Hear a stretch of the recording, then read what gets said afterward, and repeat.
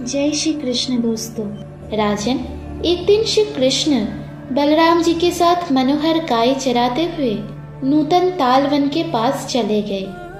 उस समय समस्त गोपाल उनके साथ थे। वहाँ धेनुकासुर रहा करता था। उसके भय से गोपगण वन के भीतर नहीं गए। श्री कृष्ण भी नहीं गए। अकेले बलराम जी ने उसमें प्रवेश किया। अपने नील वस्त्र को कमर में बांधकर महाबली बलदेव परिपक्व फल लेने के लिए उस वन में विचरने लगे। बलराम जी साक्षात अनंत देव के अवतार है। उनका पराक्रम भी अत्यंत है। अतः दोनों हाथों से ताड़ के वृक्षों को हिलाते और फल समूहों को गिराते हुए वह निर्भय गर्जना करने लगे। गिरते हुए फलों की आवाज सुनकर वह गर्द भाकर असुर रोज से आंख बबूला हो गया। वह दोपहर में सोया करता था, किंतु आज विघ्न पड़ जाने से वह दुष्ट क्रोध से भयंकर हो उठा। धेनुकासुर कंस का सखा होने के साथ ही बड़ा बलवान था।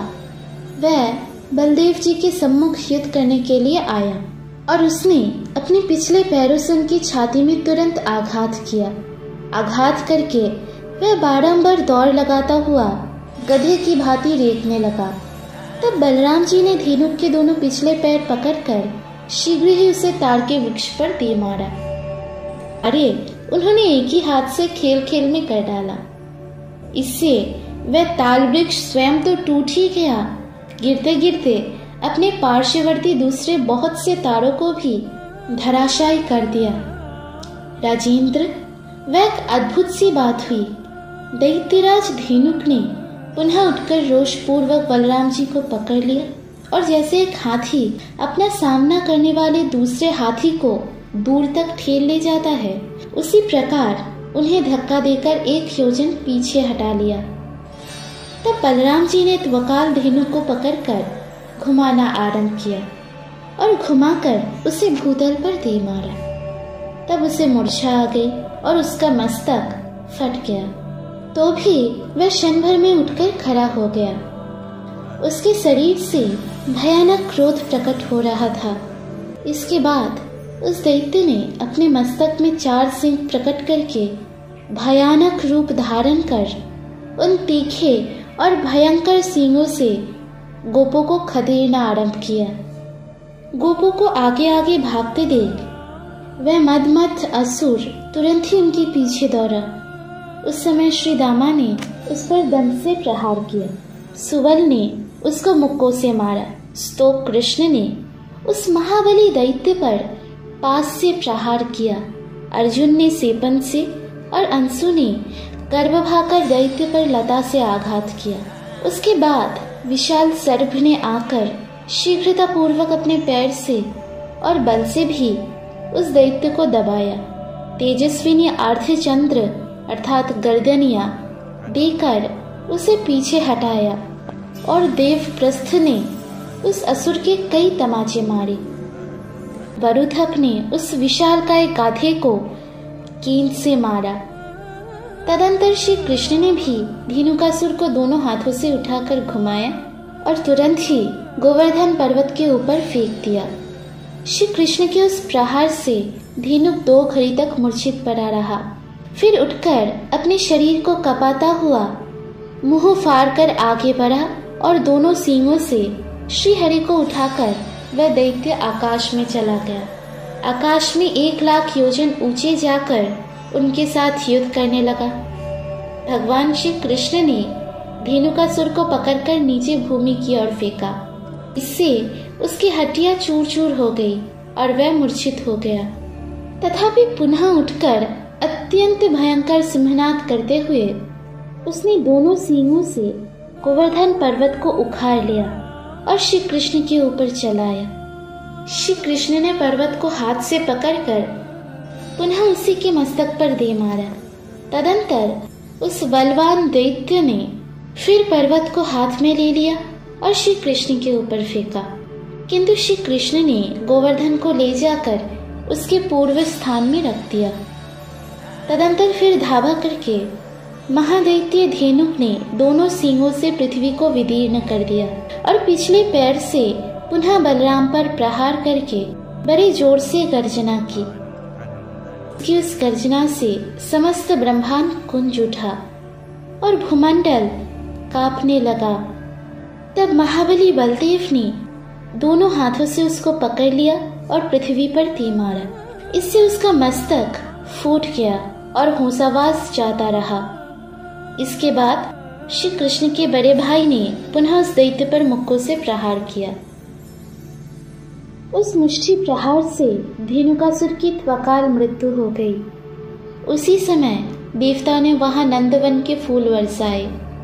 देह से पृथक होकर धेनुक श्याम सुंदर विग्रह धारण कर पुष्पमाला, पीतांबर तथा वनमाला से समलंकृत देवता हो गया। लाख लाख पार्षद उसकी सेवा में जुटाए। सहस्त्रों ध्वज उसकी रथ की शोभा बढ़ाने लगे। सहस्त्रों पहियों की घर घर ध्वनि से युक्त उस रथ में 10,000 घोड़े जुटे थे। आंखों चावरों की वहां शोभा हो रही थी। वह रथ अरुण वर्ण का था और अत्यधिक रत्नों से जटित था। उसका विस्तार एक दिव्य योजन का था। वह मन के समान तीव्र गति से चलने वाला विमान, यह रथ बड़ा ही मनोहर था। राजन, उसमें घुंघरुओं की जाली लगी थी, घंटे और मंजीर बजते थे। दिव्य रूपधारी दैत्य धेनुक बलराम सहित श्री कृष्ण की परिक्रमा करके उक्त दिव्य रथ पर आरूढ़ हो दिशा मंडल को दीप्तमान करता हुआ प्रकृति से परे विद्यमान गोलोक धाम में चला गया। इस प्रकार धेनुक का वध करके बलराम सहित श्री कृष्ण अपना यशोगान करते हुए ग्वाल बालों के साथ व्रज को लौटे। उनके साथ गायों का समुदाय भी था। राजा ने पूछा, मुने, धेनुकासुर पूर्व जन्म में कौन था? उसे मुक्ति कैसे प्राप्त हुई तथा उसे गधे का शरीर क्यों मिला? ये सब मुझे ठीक ठीक बताइए। श्री नारद जी ने कहा, विरोचन कुमार बलि का एक बलवान पुत्र था जिसका नाम था साहसिक। वह 10,000 स्त्रियों के साथ गंधमादन पर्वत पर विहार कर रहा था। वहां वन में नाना प्रकार के वाद्यों तथा रमणियों के नुपुरों का महान शब्द होने लगा, जिससे उस पर्वत की कंदराओं में रहकर श्री कृष्ण का चिंतन करने वाले दुर्वासा मुनि का ध्यान भंग हो गया। वह खराऊ पहनकर बाहर निकले। उस समय मुनिवर दुर्वासा का शरीर अत्यंत दुर्बल हो गया। दाढ़ी मूंछ बहुत से बढ़ गए। वे लाठी के सहारे चलते थे। क्रोध की तो वे मूर्तिमान राशि ही थे और अग्नि के समान तेजस्वी जान पड़ते थे। दुर्वासा उन ऋषियों में से है जिनके साप के भय से ये सारा विश्व कांपता रहता है। वह बोले, दुर्बुद्धि असुर, तो गधे के समान भोगासक्त है, इसीलिए गधेहा हो जा। आज से 4 लाख वर्ष बीतने पर भारत में दिव्य मथुर मंडल के अंतर्गत पवित्र ताल वन में बलदेव जी के हाथ से तेरी मुक्ति होगी। नारद जी कहते हैं, राजन, उस साप के कारण ही भगवान श्री कृष्ण ने बलराम जी के हाथ से उसका वध करवाया, क्योंकि उन्होंने प्रहलाद जी को यह वर दे रखा था कि तुम्हारे वंश का कोई दैत्य मेरे हाथ से मारा नहीं जाएगा। इस प्रकार श्री कर्क संहिता में वृंदावन खंड के अंतर्गत धेनुकासुर का उद्धार नामक 11वां अध्याय पूरा हुआ। बाकी की कथा सुनिए अगली पार्ट में। राधे राधे।